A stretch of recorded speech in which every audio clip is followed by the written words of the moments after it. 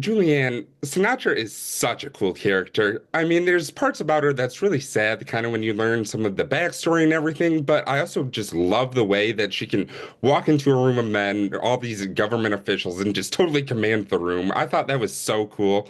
I'm just kind of curious, what stood out to you most about Sinatra when you first kind of got the script? What were you most excited to like explore with her and play her?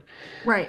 Well, I was first just so excited because I was a fan of Dan's, and I was sent the first four episodes to read before I met with him, and I was taken in the first episode where Sinatra barely shows up because I just thought the writing was so incredible and all these twists and turns, and then what you discover at the end of the first episode just throws everything into disarray. What you thought about the show, and then I just thought Dan is so smart to go back and tell these character stories in the past where they've come from, so it informs the decisions they're making today. And I just thought that second episode, I've never read an episode where a character gets to go through so much in a single sitting of their experience. And for me, it was fun to sort of come at it as just like a woman, a wife, a mother, and then what grief does to her. And I don't often get the chance to play such a badass, and so that was really fun.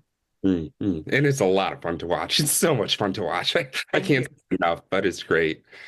And this is a show with a lot of twists and turns. And Sarah, one thing I really liked about your character is kind of when you're first introduced, it's like, oh, this is going to be the person who has all the secrets. She knows everybody's dirt. But then kind of as it goes on, you see just more of a softer side, an intimate side. Like I love that one scene in one of the episodes when you and Sterling K. Brown are just in a supermarket talking about like cheese fries and everything.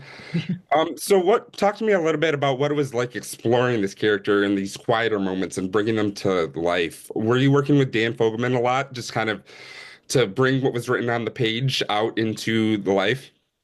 Well, I'm always someone who likes to bring things that are not on the page. Even though with Dan's scripts and his writing, it does become the North Star. It's so good. A lot of your work is, you don't really need to do that much because it's really all right there. But, like you said, my character does kind of have a softer side.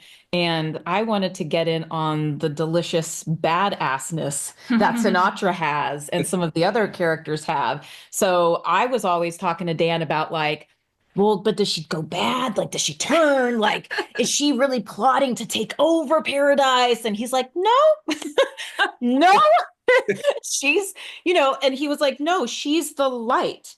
She's the one who inherently, believes that deep down people are good. They're just broken. And she is the one that's encouraging everyone to come together in a peaceful way for the highest good of all. So, I did one interview with someone basically was like, she's like God. And then I was like, actually, no, she's like Jesus. She's got, she really truly is this very sentimental, kind-hearted character. And it's nice to play somebody who is just earnest in that sense and kind of carries around this natural bit of innocence in a world that is presented as very mysterious and very dark, and people are not who they seem.